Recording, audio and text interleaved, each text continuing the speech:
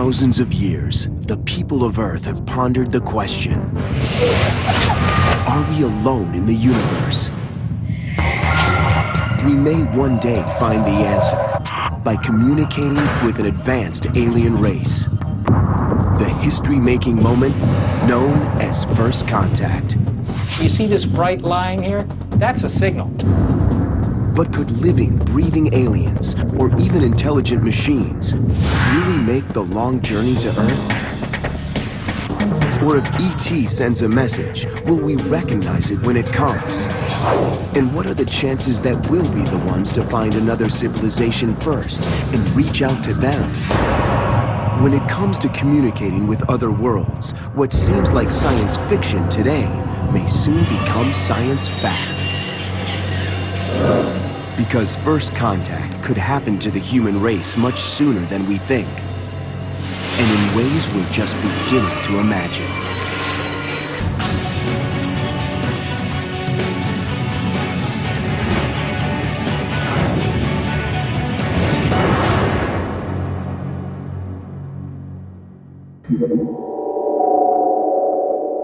It's a question we've long pondered. And the favorite scenario of science fiction.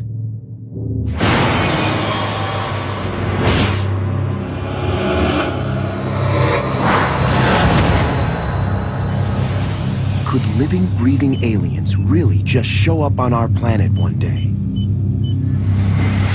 It's the wildest, most exciting, and scariest possibility in the world of first contact.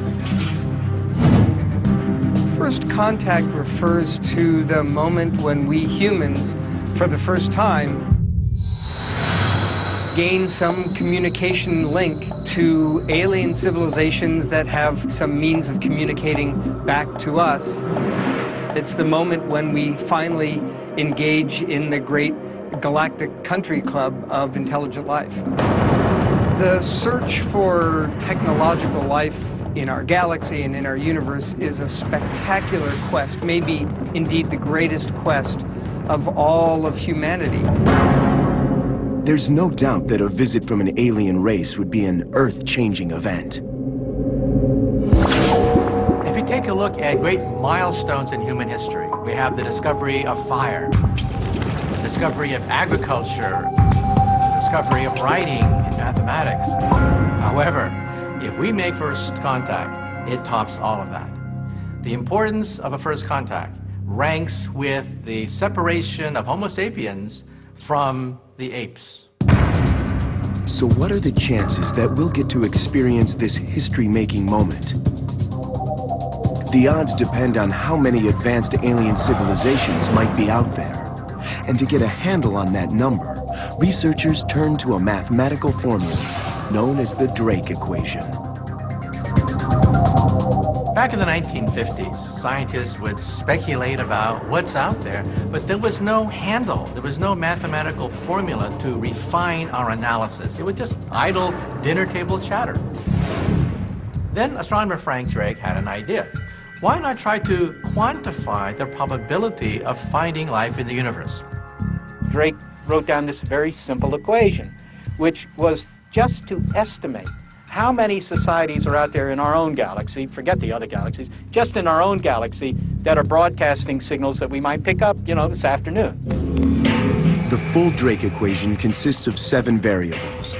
In simple terms, this equation takes the total number of stars that could be in our galaxy. What fraction of those have planets? What fraction of planets have life?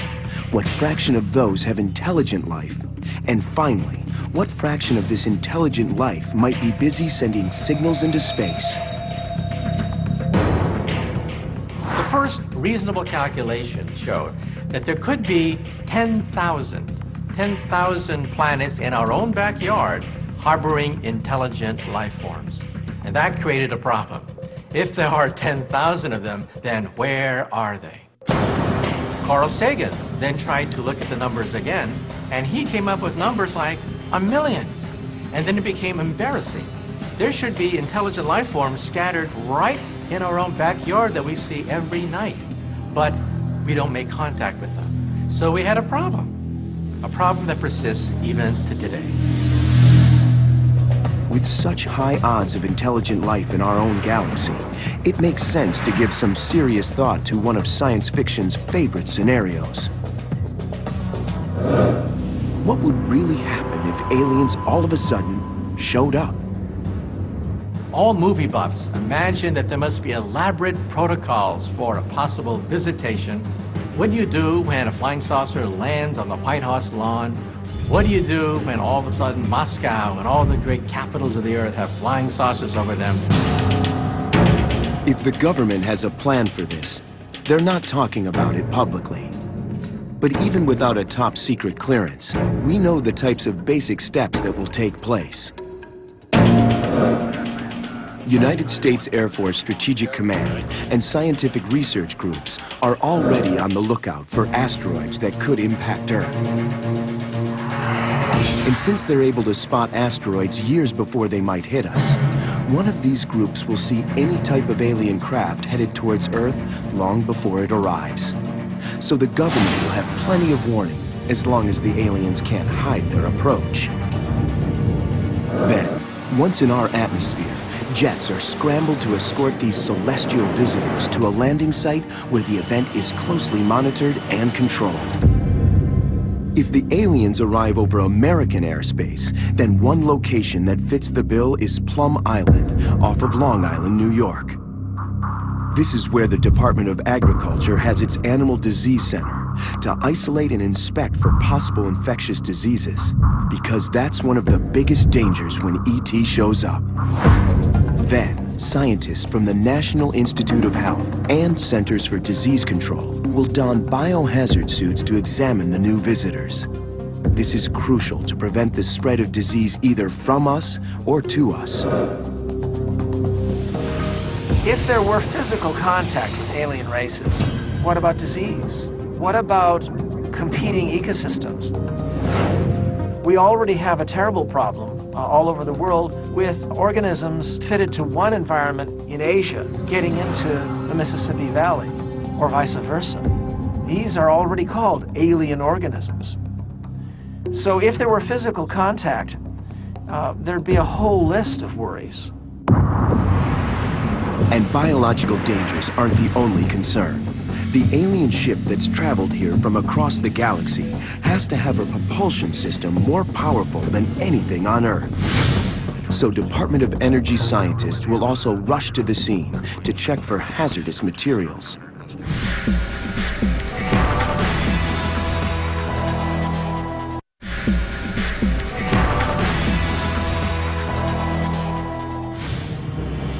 Getting into details of human-alien interaction is impossible. Have they come in peace, or are they here to wipe us out? And will we even be able to communicate with them? Since our celestial visitors' technology will probably be far beyond our own in order for them to make such a momentous trip, we may have much less control over the situation than we'd like to think. Regardless of all these unknowns, some scientists believe the odds of first contact are overwhelmingly in our favor, especially when we look beyond our own galaxy. I think it is inevitable that we will have first contact. Take a look at the night sky. Every night, the Milky Way galaxy comes out with 100 billion stars out there. But how many galaxies aren't there? Believe it or not, our telescopes can see 100 billion galaxies in the night sky. You do the math. 100 billion times 100 billion, that's 10,000 billion stars in the universe. That is the equivalent of all the grains of sand found on Earth. But this astronomical number of stars also brings up a very big problem. The distances between all of these stars. Is the enormity of space something that a more advanced civilization can overcome? Even if an alien race can master traveling at the speed of light, 186,000 miles per second, it would still take roughly 4.5 years to visit Earth from the neighborhood around our next closest star, Alpha Centauri. And since most stars are anywhere from hundreds to billions of light years away, the odds of a face-to-face visit begin to look very slim again. But physicists believe there might still be a way. The principal objection is that the distance between stars is too great for its travel. However, let's say we have a civilization so advanced that new laws of physics begin to open up. Let's say we have a star located right there, and another star hundreds of light years away. For an advanced civilization, they may be able to warp the fabric of space and time and bring these 2 points right together and then punch a hole so that the shortest distance between 2 points is a wormhole, a gateway, a portal through the fabric of space and time. A wormhole, although still only a scientific theory, could serve as an intergalactic shortcut between 2 points in the universe for alien creatures. But even if this kind of shortcut exists, there's no way to know if a living creature could survive such a trip. Does that mean our chances for a face-to-face visit are doomed? Not necessarily. That's because some theoretical physicists believe that the most likely form an alien visitor will take won't be a biological creature at all.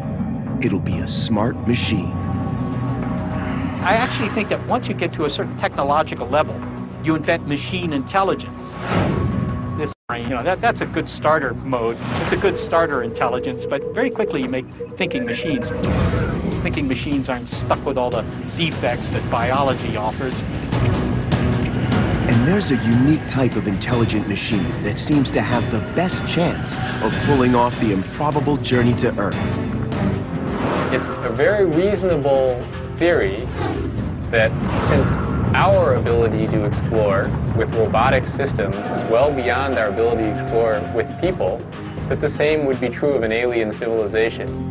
Machines travel in space far easier than biological creatures that need food, air, water, and everything. You can ship them from planet to planet, from star to star very easily. Without the need for life support supplies, an alien civilization could send an extremely intelligent robot to search for life beyond its own cosmic backyard. Still, our universe, and even just our own galaxy, is too large for a single machine, or even hundreds of them to explore. It would take billions of years to travel to every star. But what if this machine was so smart that it could make copies of itself? And what if its descendants could do the same?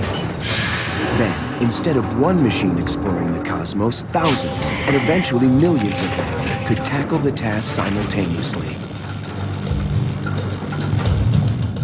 This seemingly futuristic idea of an intelligent, self-replicating probe was actually imagined here on Earth back in the mid-20th century by Hungarian physicist John von Neumann. A von Neumann probe would need to grab resources readily available in space to replicate itself, such as metals and gases found on asteroids, moons, or planets. So what would one of the... In the world of science fiction, alien machines that arrive on Earth are often huge and powerful, able to squash us like bugs.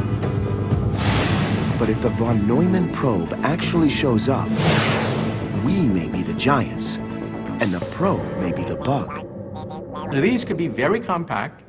They could have nanotechnology and circuits, nanocircuits that are made out of individual atoms. So every part of the von Neumann probe could have the power of a Pentagon supercomputer. So this device could store the entire information content of an entire planet. Nanotechnology is the science of building fully functioning machines on impossibly small scales. From 100 nanometers, meaning 100 billionth of a meter, down to a fraction of a nanometer.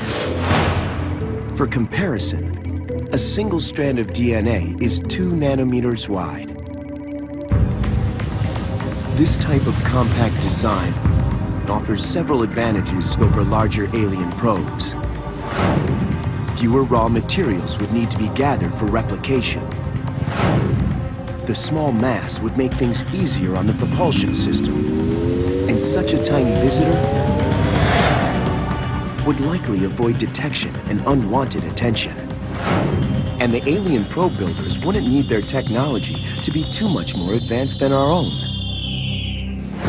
After just a few decades of nanotechnology engineering, we can already build a functioning microchip smaller than a dust mite.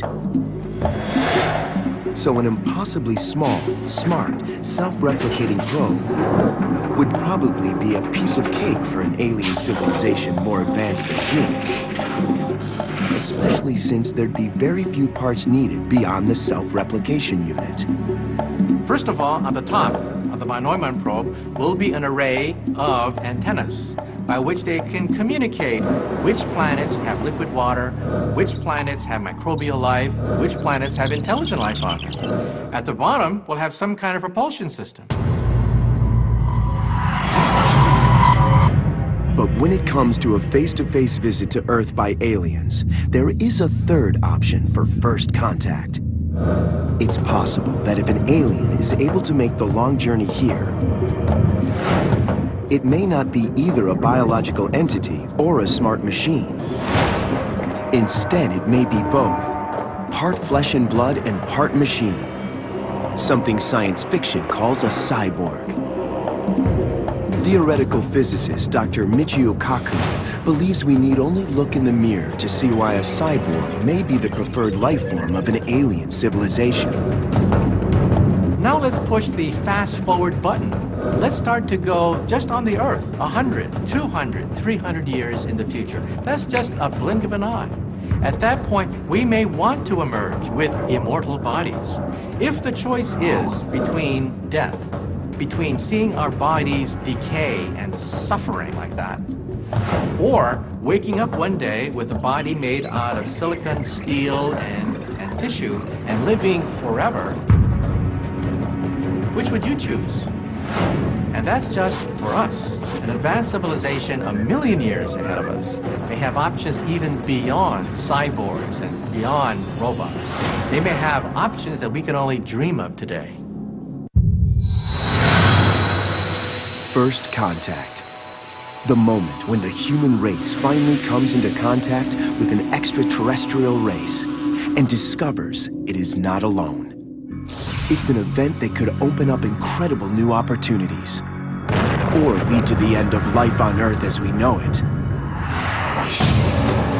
If an advanced alien civilization does exist, and if it sends a signal across the cosmos to make first contact with us, then one of the most likely places that history-changing message would be received is this remote site nestled deep in the Lhasa National Forest of Northern California. Here, the first dishes of what will become the largest radio telescope array in the world are already emerging from the rugged landscape. The sprawling complex is known as the Allen Telescope Array, or ATA. It's operated by the SETI Institute, a private non-profit organization which stands for the search for extraterrestrial intelligence. Before, SETI scientists had to borrow time on other receivers to search for alien signals. Now their own dedicated radio telescope is up and running. Now, you see these antennas behind me. There are 42 of them now. Each of them is about 20 feet in diameter. It's like a radio camera. It can take pictures, radio pictures on the sky with enormous detail because it's got lots and lots of these little antennas. It's like one giant antenna that's been broken up into small pieces. In a few years, there will be 350 dishes, all working together to become the world's largest listening post for alien signals. At full capacity, the site will be able to scan 10 billion radio frequency receivers that SETI has used in the past. To interpret these signals, radio telescopes make multiple passes on one region of the sky, record the data they receive, and then convert that data into a mosaic image for analysis. So technically, the researchers are looking at, not listening to, the signals. And the movies, they always put on a pair of earphones and listen for them, but you know, it doesn't really work that way in the real world. What actually happens is the signals come into this room. I mean, this is the mother of all radios, right? We're not listening to one channel at a time. We're listening to tens of millions. Now, of course, we're not going to sit here and look at this stuff. If we want to know whether ET's on the air, we're going to monitor that on a computer terminal, and those are over here. So this is where the astronomers sit in the control room. Every telescope has a control room. This one doesn't really look like the bridge of the Starship Enterprise, unfortunately. It's rather simple, but it's functional. You can actually sit here and look at the signals. The trouble is, when you have tens of millions of channels, there's really no way you can monitor them all anyhow. And it's kind of like watching paint dry, really. I mean, you can sit here days and days and days, you're going to go crazy, you know? So we don't do that. In fact, you let the computers do all the listening, let them wear the earphones. This computer over here actually is where you can give instructions to the telescopes. You can give them, as it were, a shopping list. First, I want you to go to that star over there and spend an hour observing that one. And then next you go to another star on the list and then go look at that one. And they'll let you know if they pick up a signal that's really interesting.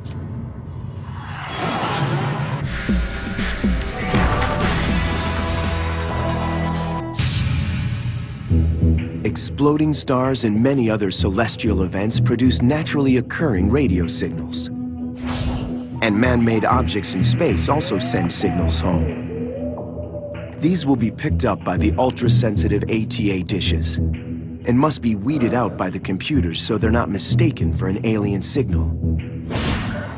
Alien signals would stand out either by producing repeating patterns from deep space, areas where man-made equipment doesn't exist, or by dramatically amplifying naturally occurring radio static. You see this bright line here? That's a signal. And it starts out at this part of the dial, this frequency, and then it moves up in frequency toward higher frequencies, right, with time. Well, that's exactly the kind of signal we're looking for. It's at one spot on the dial. It's a transmitter. And it's also moving up in frequency. We kind of expect that from ET signal because ET will be on a planet that's rotating. It'll do that. But it's moving so quickly in frequency there that that's clearly a satellite. Maybe a telecommunications satellite, maybe a space probe. But as sophisticated as this new array is, it will only be able to scan a fraction of the stars in our galaxy over its lifetime. About 1 million out of the billions and billions of Milky Way stars. So where could ET be? And how will we know when a real signal comes through?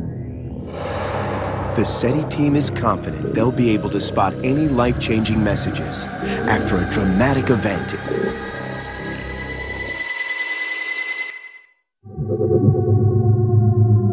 Green Bank, West Virginia, July 1996. Signals from outer space were being collected by the huge radio telescopes at the National Radio Astronomy Observatory. The researchers from SETI, the Search for Extraterrestrial Intelligence, hoped they'd be able to eavesdrop on an alien communication, confirming once and for all that we are not alone, the moment of first contact. Although it's a routine procedure, that day, something was different. The SETI team began receiving an unusual signal, a signal that created quite a stir. SETI scientists began to run through their predetermined protocols. Step 1. They moved the radio telescope dishes at the observatory slightly off target, then returned them to their original position. If the signal continued during this movement, then they'd know it's a false alarm from something close to Earth, like a satellite. But if the signal was coming from deep space, then even a slight adjustment to the dishes should cause the signal to stop, then return when the dishes are moved back.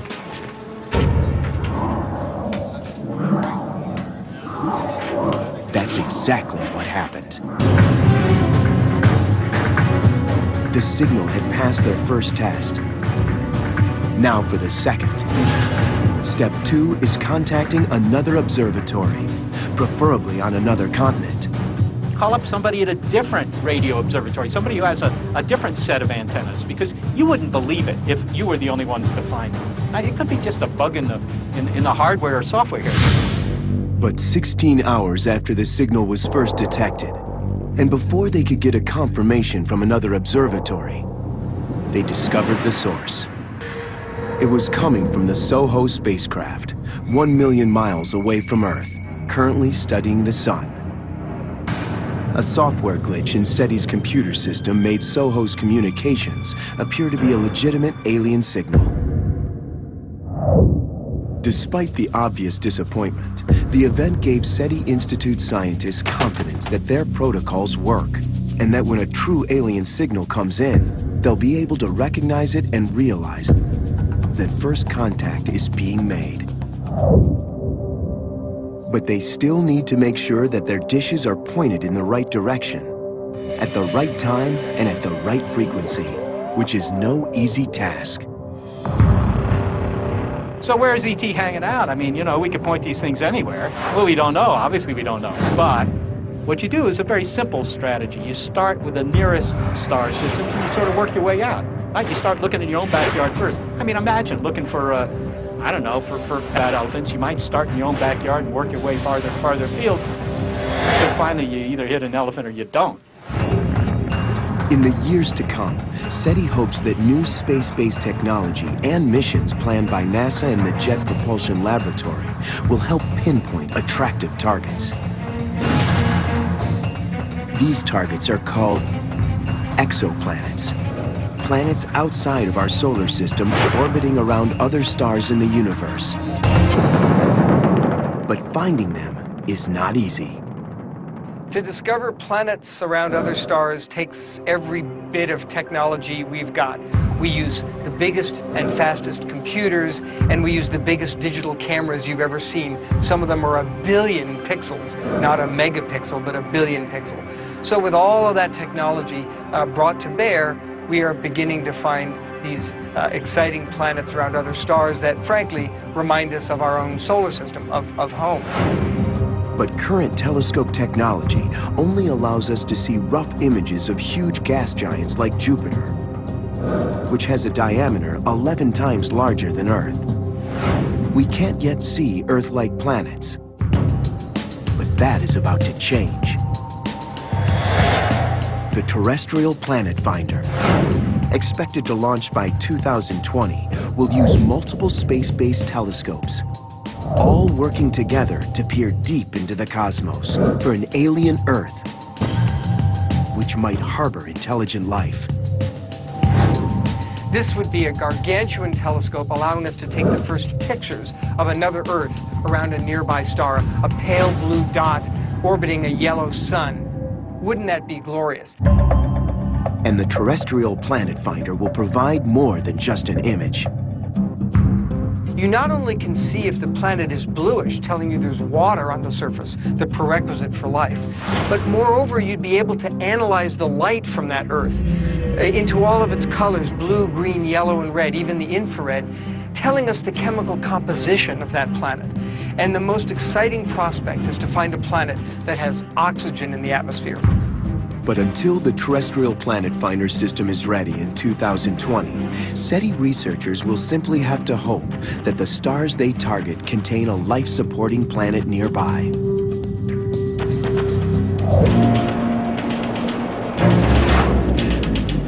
Many first contact scenarios depend on much more advanced aliens using incredibly futuristic technology to either visit us, send artificially intelligent probes, or at least beam a big hello message from across the universe. In those situations, we'll just have to hope that they use that old movie line and say, "We come in peace." But what if the responsibility for making first contact falls to us? Are we up to the task? Since our astronauts have only reached the moon, and a manned trip to Mars is still an imposing challenge, the idea of humans visiting other worlds is still the stuff of science fiction. But we do have probes heading off into deep space right now. In 1977, NASA launched the Voyager 1 and Voyager 2 space probes. to study Jupiter, Saturn, Uranus, and Neptune. They are now far beyond Pluto, at the very edge of our solar system, and headed for interstellar space. Voyager 1 is farther out, about 9.9 billion miles from the Sun. Farther from Earth than any other man-made object. Each probe contains a gold-plated copper phonograph record.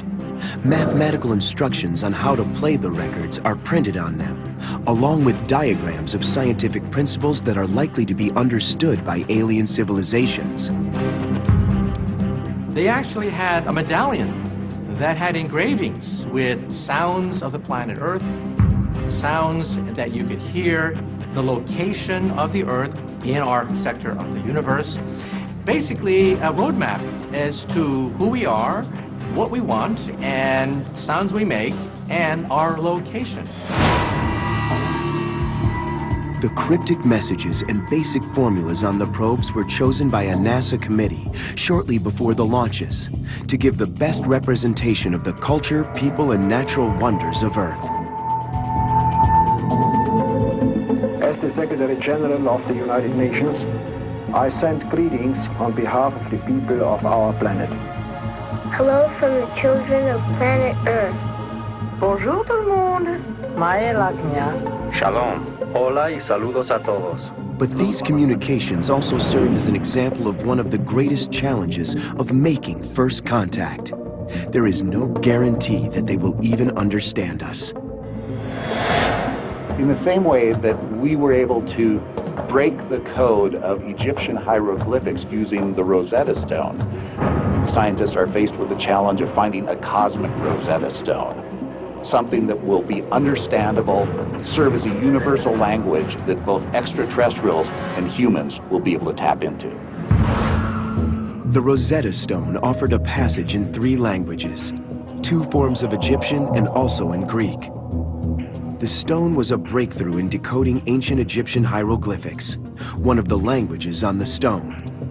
Since the other 2 languages were understood, they were able to decode the 3rd. Such a tool would be needed for extraterrestrial communication. The usual starting point of an interstellar message, the sort of universal language, the basic building blocks, is to start with mathematical and scientific principles. It seems likely you at least need to know that 2 + 2 = 4. Mathematics is uniform throughout the universe.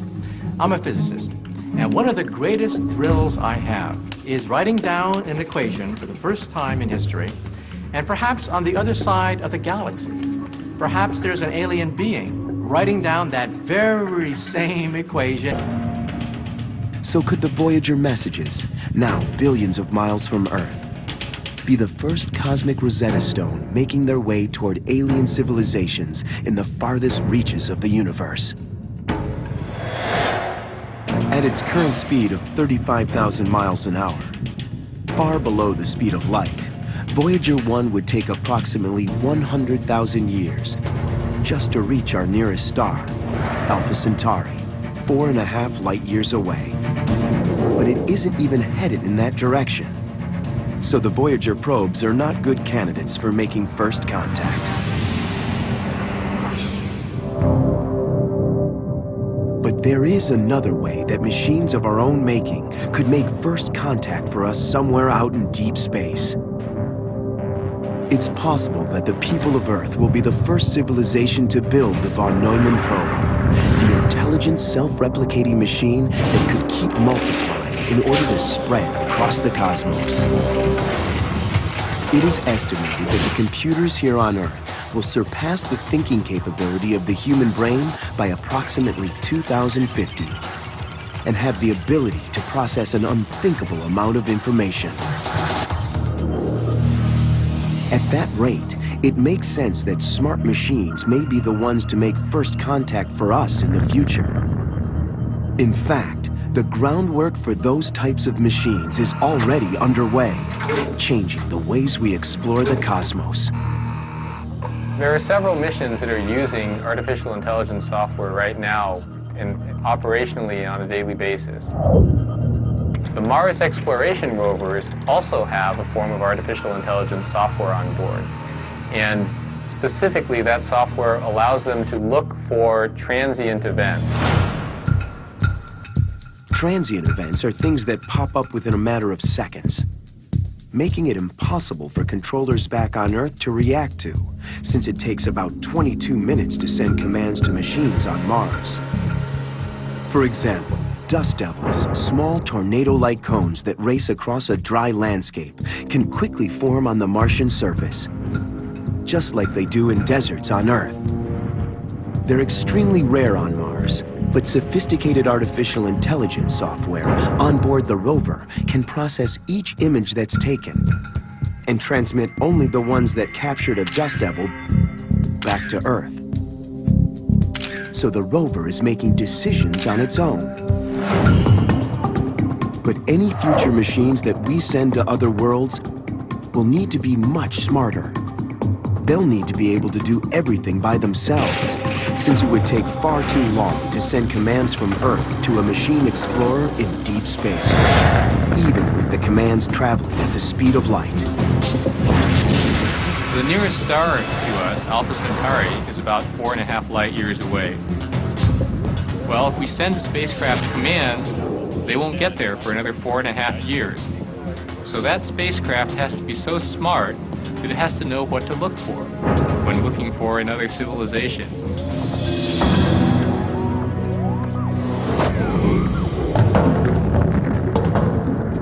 But there are still other ways besides sending astronauts and probes for us to initiate first contact. Because we're not just listening for alien signals. We're already sending our own messages out into deep space. And it's a strategy that some critics believe will lead to the destruction of Earth.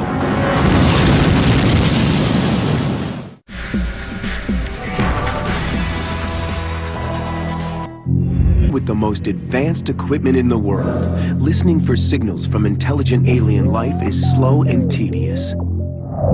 As a result, some scientists involved with the SETI effort don't want to wait for first contact. They'd rather initiate it. It's a process known as active SETI, and scientists have already started broadcasting messages in hopes that someone will receive the call. The traditional SETI program is to eavesdrop, listen in on signals between alien civilizations in outer space. Active SETI wants to reach out. They want to advertise our existence. They want to say, here I am. They want to say, this is what our DNA looks like, this is what our body looks like. Here is our exact location among the stars of the universe. Active SETI began at the Arecibo Radio Telescope in Puerto Rico. The dish is currently the largest in the world, measuring more than 900 feet across, the equivalent to almost 3 football fields. It's built inside of a giant naturally occurring sinkhole in a mountain. In 1974, a broadcast left this location with the intent of initiating first contact with an alien world. It was a basic message written in a language of math and science that said something about what life was like on Earth. Started with a basic counting system, the numbers from 1 to 10, a brief description of some of the chemicals that are essential to life on Earth, a description of our DNA, diagram of a human being, picture of where we're located in our solar system, and then a picture of the telescope that was actually used to transmit the message. The only problem with that message that was sent from Arecibo is that if we get a reply, it won't be for another 50,000 years.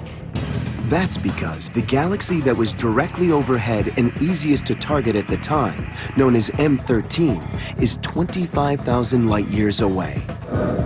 In hindsight, looking back at the early attempts to advertise our existence to the universe, it was really not a coming out party at all.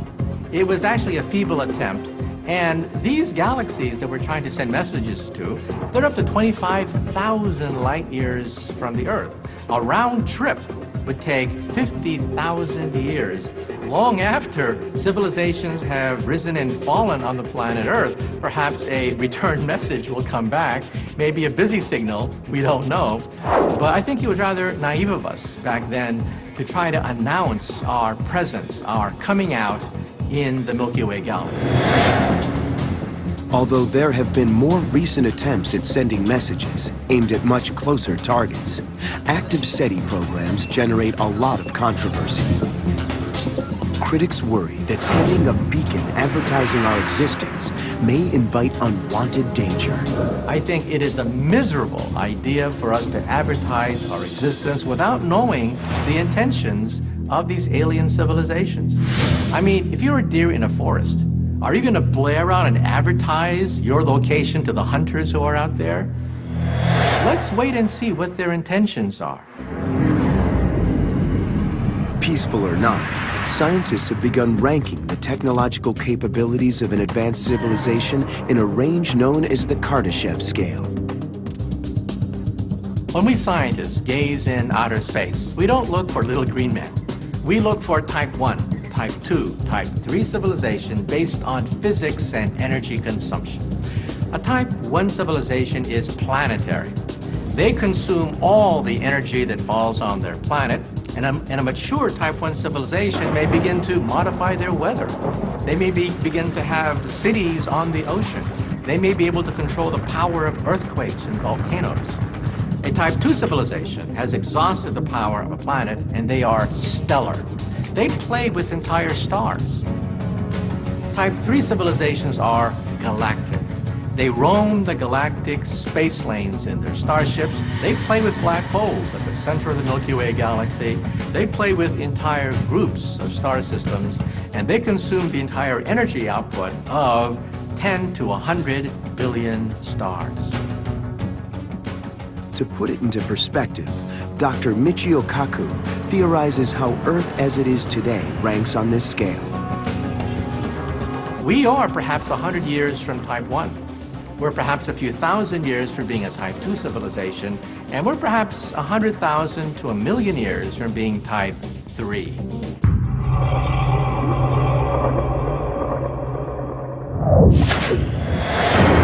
Whether it's aliens showing up in our skies, or sending us a beacon from somewhere out there, or even if we're the ones who initiate first contact, there's no doubt that this event will change humanity and our view of the universe forever. We could get an existential shock when first contact takes place. At that point, we'll realize that we're not king of the hill, that perhaps we share our universe with other intelligent life forms, and it could force us to question who we are and how we fit into this larger universe of ours. It could be an epiphany for us. Since first contact could be our salvation by delivering advanced technology to create a better world, or the beginning of the end for the human race,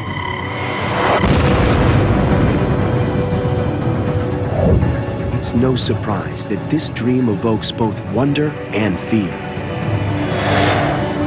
But despite the unknowns, there seems to be a primal urge driving us, a need to prove that we're not alone, a never-ending desire to make first contact.